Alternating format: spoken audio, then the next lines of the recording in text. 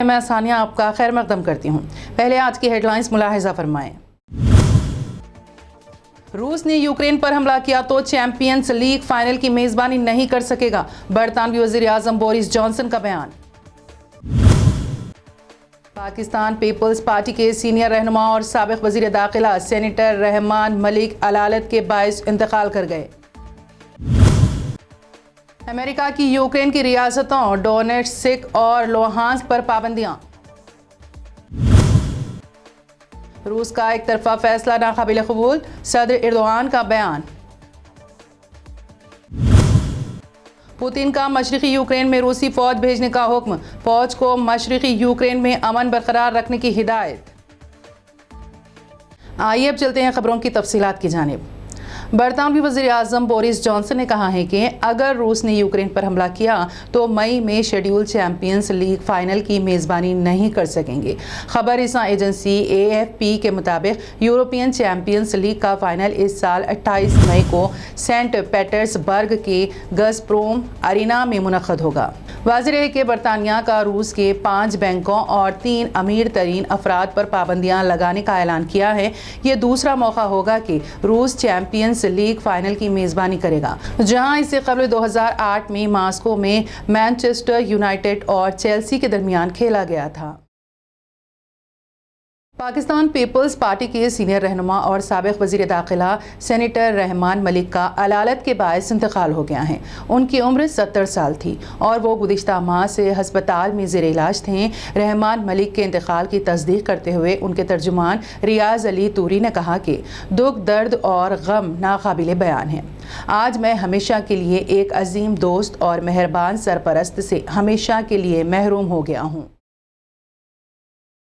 امریکہ نے یوکرین کی 2 علیحدگی پسند خود ساختہ ریاستوں ڈونیٹسک اور لوہانسک پر پابندیوں کا اعلان کر دیا ہے۔ یہ دونوں ریاستیں یوکرین کے مشرقی حصے میں واقع ہیں۔ اس سے قبل روسی صدر ولادیمیر پوتین نے مذکورہ دونوں ریاستوں کی خود مختاری تسلیم کرنے کا اعلان کیا تھا۔ وائٹ ہاؤس کی ترجمان جین سیکی نے واضح کیا ہے کہ صدر جو بائیڈن نے ایک ایگزیکٹو آرڈر جاری کیا ہے۔ اس کے تحت امریکیوں پر یوکرین کی 2 ریاستوں کے ساتھ کسی بھی نئی تجارتی سرمایہ کاری سے متعلق سرگرمی انجام دینے پر پابندی عائد کر دی گئی ہیں۔ ترک صدر رجب طیب ایردوغان نے کہا ہے کہ ہم لوہانسک اور ڈونیٹسک کے معاملے میں طرفین سے عالمی قوانین کے احترام کی امید کرتے ہیں۔ صدر نے کانگو جمہوریہ سے سنیگال روانگی کے دوران طیارے میں اخباری نمائندوں سے بات چیت کی۔ صدر نے کہا کہ ترکی روس اور یوکرین تنازع کے پرامن حل کے لیے روز اول سے کوشش کر رہا ہے۔ انہوں نے مزید کہا کہ ہم یوکرین کی علاقائی سالمیت اور اس کی بقا کا احترام کرنے پر زور دیتے ہیں۔ صدر نے کہا کہ ہم روس کا اس بارے میں فیصلہ مسترد کرتے ہیں اور طرفین سے امید کرتے ہیں کہ وہ عالمی قوانین کا احترام کریں گے۔ روس کے صدر نے مشرقی یوکرین میں فوج بھیجنے کا حکم دیا ہے۔ 2 صوبوں کو آزاد ملک کے طور پر تسلیم کرنے کے بعد انہوں نے یہ حکم دیا۔ مغربی ملکوں نے اس فیصلے کی مذمت کی اور نئی پابندیاں عائد کرنے کا اشارہ دیا ہے۔ روسی صدر نے وزارت دفاع کو مشرقی یوکرین کے 2 صوبوں ڈونیٹسک اور لوہانسک میں فوج بھیجنے کا حکم دیا ہے، جنہیں روس نے آزاد علاقے کے طور پر تسلیم کرنے کا اعلان کیا تھا۔ کرملن نے کہا ہے کہ پوتین نے روس فوج کو مشرقی یوکرین میں امن برقرار رکھنے کا حکم دیا ہے۔ صدارتی حکم نامے میں یہ واضح نہیں کیا گیا ہے کہ فوج کی تعیناتی کب شروع ہوگی، تاہم روس کے اس قدم نے کشیدگی میں اضافہ کر دیا ہے اور مغربی رہنماؤں نے صدر پوتین کے فیصلے کی نکتہ چینی کی ہے۔ وزیر مملکت برائے امور خارجہ وی مرلی دھرن نے ٹویٹ کیا ہے کہ مختلف ریاستوں کے طلباء سمیت تقریباً 250 بھارتی شہری یوکرین سے دہلی واپس آ گئے ہیں۔ آئندہ دنوں میں مزید پروازیں ہندوستانی شہریوں کی واپسی میں مدد کریں گی۔ اطلاعات کے مطابق ایئر انڈیا کے خصوصی طیارے AI-1946 نے منگل کی رات کیف سے نئی دہلی کے لیے اڑان بھری۔ قابل ذکر ہے کہ یہ خبر ایک ایسے وقت میں سامنے آئی ہے جب روسی صدر ولادیمیر پوتین نے مشرقی یوکرین میں 2 مختلف علاقوں میں فوجیوں کی تعیناتی کا حکم دیتے ہوئے جنگ کے خدشے میں شدت پیدا کر دی تھی۔ اگر روس اور یوکرین کے درمیان جنگ ہوئی تو اس تباہی سے دنیا کے کئی ممالک متاثر ہوں گے۔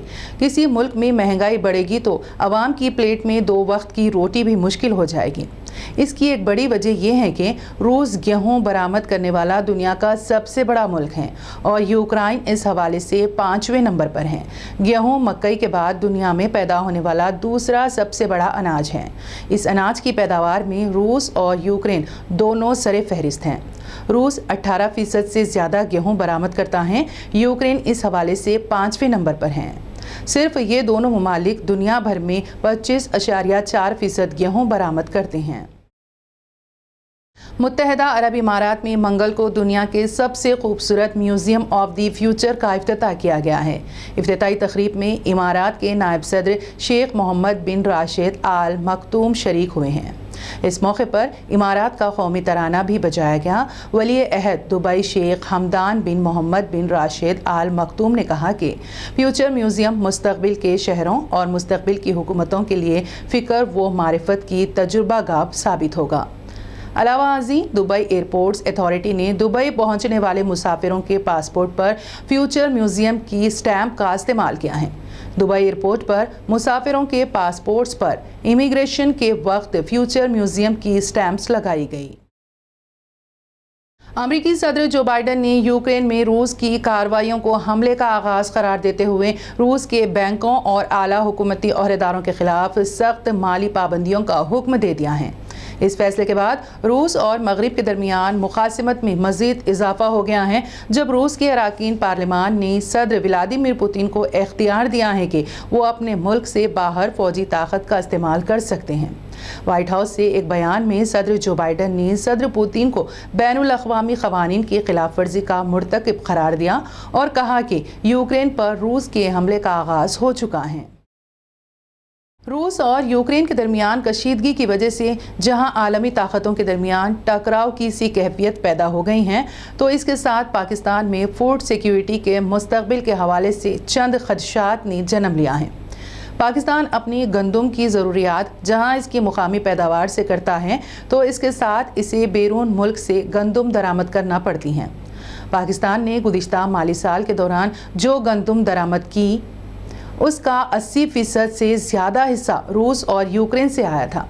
روس اور یوکرین کے درمیان کشیدگی کی وجہ سے عالمی مارکیٹ میں تیل کے ساتھ ساتھ گندم کی قیمتوں میں بھی اضافے کا رجحان دیکھنے میں آیا ہے۔ پاکستان میں گندم کے شعبے سے وابستہ افراد اور ماہرین یوکرین اور روس کے درمیان کشیدگی اور اس کی وجہ سے ممکنہ طور پر کسی جنگ کے نتیجے میں پاکستان میں گندم سپلائی کے حوالے سے تشویش کا اظہار کر رہے ہیں۔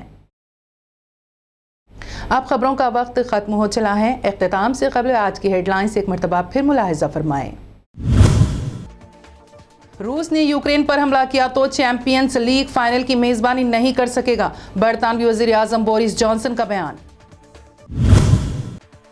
پاکستان پیپلز پارٹی کے سینئر رہنما اور سابق وزیر داخلہ سینیٹر رحمان ملک علالت کے باعث انتقال کر گئے۔